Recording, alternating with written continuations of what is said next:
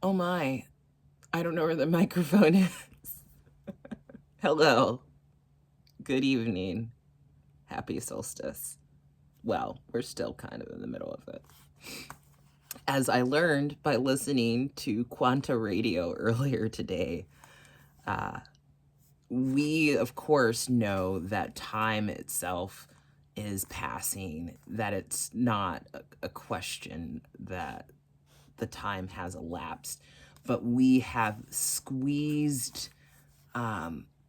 how there is still variance in the amount of time passage between things into nice, neat little boxes. So a complete day or a solar rotation is not actually 24 hours exactly. I loved that. That was amazing. That's crazy stuff, right? Anyway, hi. I'm Jazz. I found this book, I think, at the UAF Free Store. It is the fairy tale classic, Snow White and the Seven Dwarfs. And I just read it, and I was like, this is amazing. Because the actual story, like, well, I'm going to read it. I was like, this is a great idea. I'm going to read. I'm trying to be fast so that it's not like a super long video. I'm going to try it. I'm gonna water first.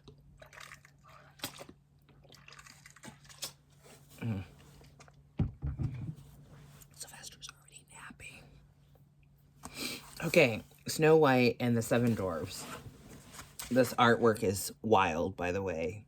First statement. I don't have to say anything. Illustrated by Brian Price Thomas.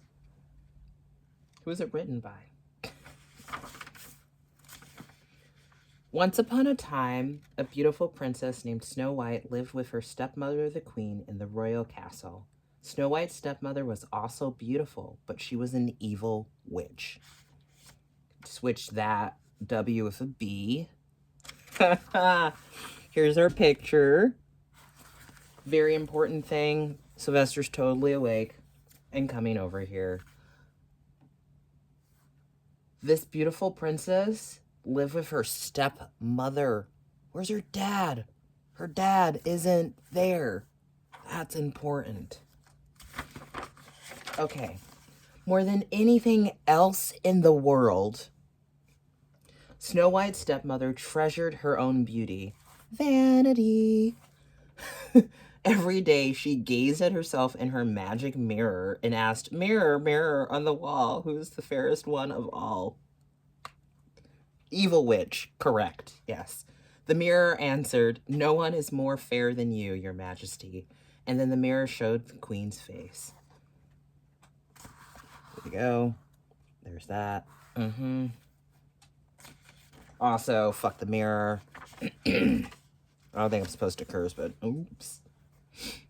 But one day, when Snow White had grown into the loveliest of young ladies, the queen asked her mirror, "Mirror, mirror on the wall, who is the fairest one of them all?"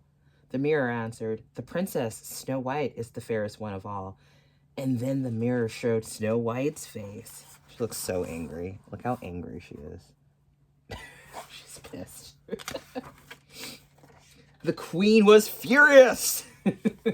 She called the royal huntsman to the throne room and said, "I command you to take Snow White into the forest and kill her." "Yes, your majesty," said the huntsman obediently. But his heart sank, for Snow White was his favorite.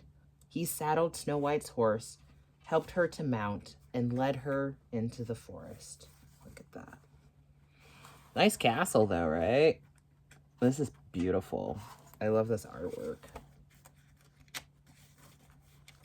Oh, right. Commentary really fast. It's probably going to be like 10 minutes. You know how I am. She commands him to kill Snow White, and he says, "Yes, your majesty." obediently. Anyway. Oh, bunny! In a clearing in the forest, the hunts a squirrel. That squirrel looks kind of, I don't know about that squirrel. Untrustworthy. In that one. What are they doing? They're not helping. Are they helping? Maybe they are. Who? I don't know, No one asked them about their whole point of view in this story. Anyway, getting back. We're going there. It's not that long of a story. In a clearing in the forest, the huntsman helped Snow White off her horse and said, "Your stepmother, the queen, has ordered me to kill you." Transparency! Yeah, huntsman. Snow White fell to her knees in fright. "Get off your knees, beautiful princess," said the huntsman. "I could never harm a kind and gentle person like you. Run and hide in the forest. I will go back and tell your stepmother that you are dead." Here's some juicy things happening now, because we got some transparency from the huntsman. Huntsman's like, heck no, I'm not killing. Why would I kill this person? That does just not make any sense. But then he also says that he's gonna go lie. Also not good. So Snow White ran off deep into the forest. After a while, she came to a tiny house on a hillside. She was tired of running, and so she stopped to see who lived there. She knocked on the door, but no one answered. Here we go. We got a deer in this one. There's a lot of wildlife that have... No, hey, wait! Y'all, look closely. It's the bunny rabbit.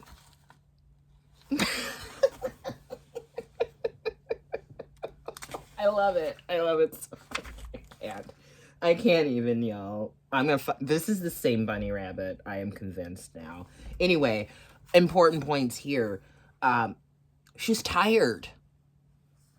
And so she stopped at that place in particular because she was tired. She did a thing. She did knock on the door. No one answered. Anyway, she listened to her body. Which is important. Happens again. Snow White went inside and saw that the table was set with 7 places, and there were 7 tiny beds in the bedroom and 7 tiny chairs in front of the fire. 7 tiny people must live here, she said. I wonder where they are. Wonder. She's just wondering about these people whose house that she totally just walked into. Snow White's over here breaking and entering. Oh, wait, it wasn't locked. Never mind. That's fine, right? She's tired of running. While she waited for the 7 tiny people to come home. Tiny people to come home. That's just... Anyway. Snow White lay down on one of the tiny beds, and soon she was fast asleep, listening to her body. An hour later...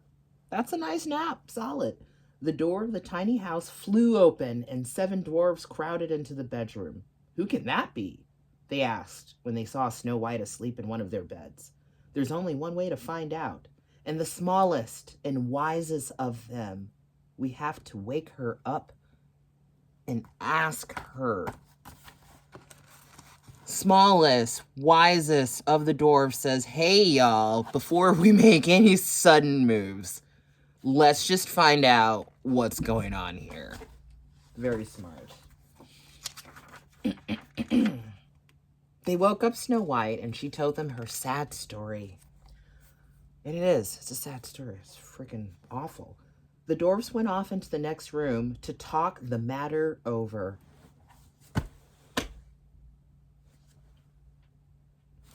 I'll just read it again.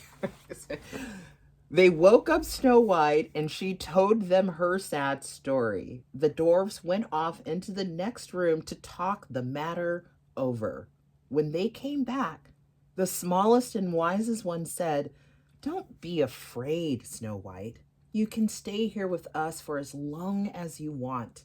It isn't often that 7 lonely dwarves get a chance to take care of a beautiful princess like you."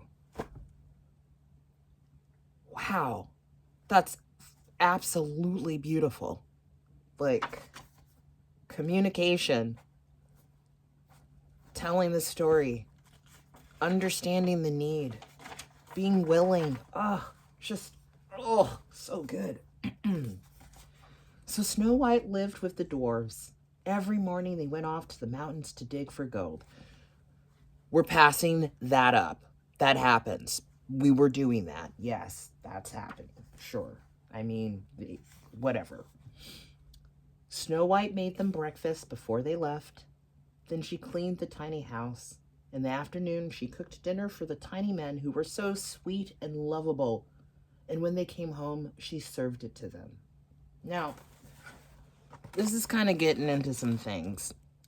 And I think I'm not going to address them because I feel like that's a whole different segment of what I'm trying to do here. And I don't want to focus in that direction right now.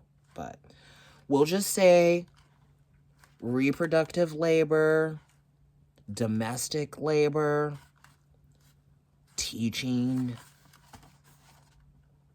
cleaning the house and feeding the people who live there, nannies. Those people are providing their time and energy and love and resource for other people. It's a consensual relationship. But it's important that there is that consent. She decides to do that. They decide to let her live there. Hopefully they made her a bed. Ha ha ha. Okay. All right. Because it's me, I have to, you know. I'm looking for the bunny in this picture, but we're going to take note and keep moving because we're like, oh my goodness, we're halfway through and we're already past 10 minutes. Okay, faster I shall go. At the castle, Snow White's stepmother had no idea that the beautiful princess was still alive. But one day, she went up to her mirror and asked it as usual, "Mirror, mirror on the wall, who is the fairest one of all?" Important point here. She had no idea, and she didn't care. She could have asked the mirror immediately to make sure that the huntsman had actually done the thing that she just awfully asked him to do, which in the worst kind of way. She got that coming back at her, though. We know that. We know the story. The queen waited happily for the usual reply. "No one is more fair than you, your majesty." Instead, the mirror said, "In the tiny forest house of the 7 dwarfs lives the fairest one of all, the princess, Snow White." And the mirror showed a picture of Snow White and the dwarves. This mirror, though, be telling everybody's business. Now the queen knew that the royal huntsman had lied to her and had not killed Snow White. Trust. She actually did trust him. She didn't double check. But that also shows that she wasn't considerate. She didn't really care about Snow White, but she also trusted that the huntsman did actually obey her. And he didn't. "I'll deal with him later, rude one," she said. "First, I've got to take care of Snow White, and this time, I'll kill her myself." I hate this lady. She's awful. Then she got a jar of poison and a basket of apples. She poured the poison over one of the apples and marked it with a tiny X. All right, here we go. Here's this picture. We got that going on. We got that color coding weird going on, even though she says she marks it with an X. Anyway, whatever. She disguised herself as an ugly old woman, rude, put on a ragged cloak, and set out with the basket of apples for the dwarf's house in the forest. When she came to the house, she trudged slowly up to the door and said in an old, cracked voice, "Apples! Apples for sale! Please buy my apples!" The squirrel. I don't feel like the person who illustrated this, and this is my opinion. Prove me wrong if you want, obviously. I don't think they like squirrels. Bunny rabbit! I love it. Okay, anyway. Bunny's totally in on this story. I want to hear the response. Okay, alright. I'll stop. I'm going. Snow White came to the door, and the queen said in her old crone's voice, "Once I was as beautiful as you, my child." My child. Parents sometimes. "Have pity on an old woman and buy one of my apples, but only this one here that I've poisoned for you." "Oh, you poor woman," Snow White said.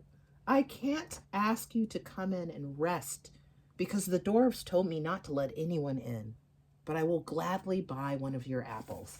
Another part here, proper consideration being had. Snow White is being considerate of the rules and regulations laid down by the person whose house is she's staying in.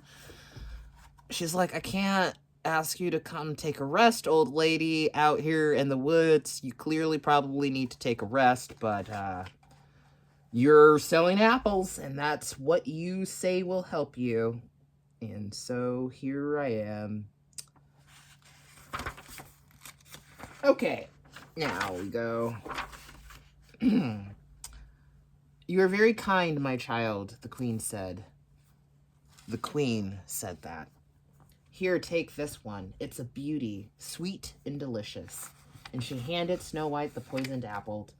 The apple did look delicious. Oof.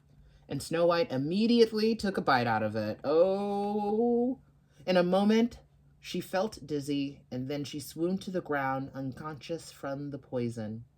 "It's no more than she deserves," the queen said, as she hurried off. Okay. Ooh.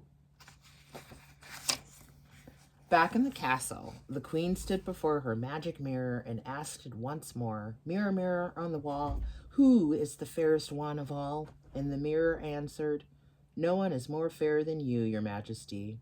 "She's really dead," the queen said, in triumph. "Miss me with this ugly person." Right here, the queen, in the mirror, in particular. They never say where the mirror came from. Important. When the dwarfs came back that evening, they found Snow White where she had fallen. Her eyes were closed, her face was stiff and white, and hard as they tried, they could not revive her. Overcome with grief, they made plans to bury the beautiful young princess they had come to love so much.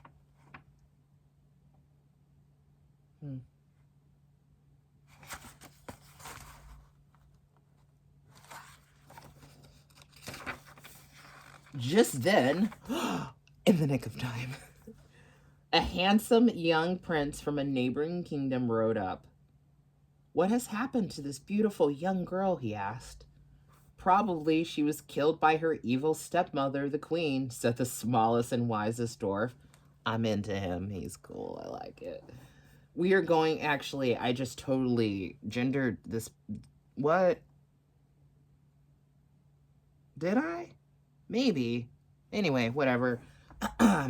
We might go back for that later. "Probably she was killed by her evil stepmother, the queen," said the smallest and wisest dwarf. "We are going to bury her and then march on the castle to pay the queen back for her evil deed. Evil action." "She is indeed beautiful," said the prince. On impulse. Kind of gross. He leaned down to kiss Snow White's lips. His kiss dislodged the bit of poisoned apple that was caught in her mouth. Moments later, Snow White opened her eyes. Okay, so this was the point at which I was reading the book where I went, wow, they really, really, really, really decided to go way off on their translation and make it as much of a setup as possible, because essentially the prince came along and impulsively was like, "Oh, this, she's kind of hot," just decides to give her a kiss. and dislodges literally a physical piece of poison that is in her mouth. She's like not actually even dead. Anyway, moving on. What happened? She asked. This is Snow White. A sweet old woman gave me an apple, and then I don't remember anything else. As she spoke, the prince felt his heart stir with love for her, and as love filled his mind and heart, it showed in his eyes. Snow White looked into his eyes and thought, "This is the man I will marry."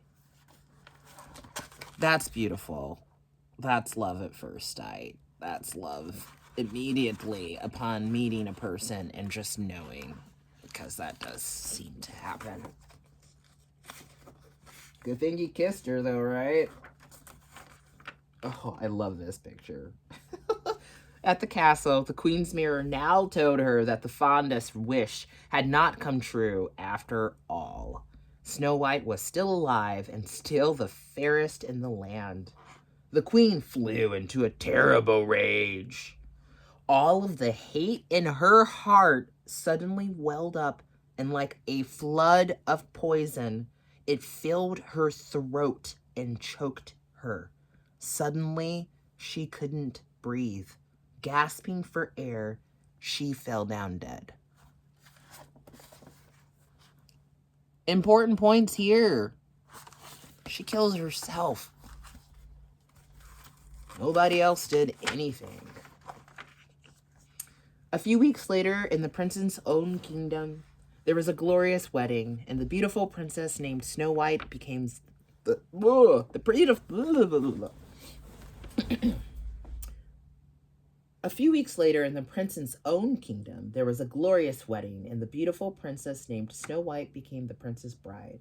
And the dwarfs laughed and cheered and danced and sang and shouted, "Long live Snow White, the fairest and sweetest of all." There's that picture there, which I won't get into more because we've already got 20 minutes. Wait, this is the end, and it doesn't even say that. I love it. I love it so much. Beautiful. Commentaries on this thing. 1, she moves. She just straight up goes with this guy. She's like, "I'm out of here. My stepmom tried to kill me. Clearly my dad is dead. I'm miss me with all of that. I'm done with that nonsense. Good idea, Snow White. Well done." Getting out of town. Also, this prince is so androgynous. Y'all, I can't even... This prince doesn't even look like... I don't know. Look at the prince. He's so pretty. I love it. And the people, the dwarves, with their heads.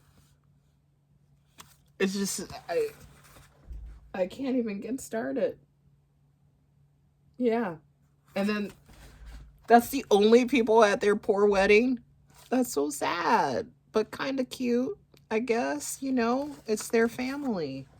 It's the people that were there for them when they needed them, I guess, you know. Which is to say that that princess is just all by herself. But I think that she ends up being taken care of.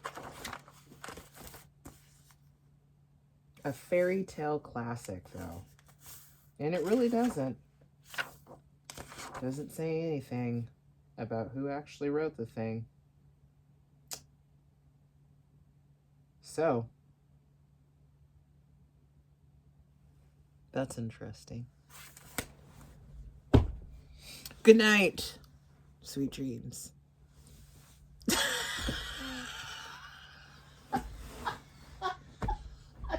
Okay. I apologize.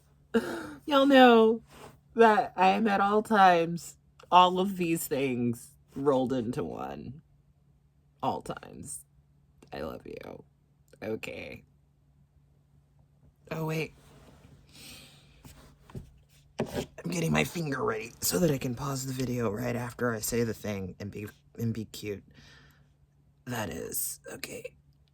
Yeah, live long and prosper. All right. Happy solstice.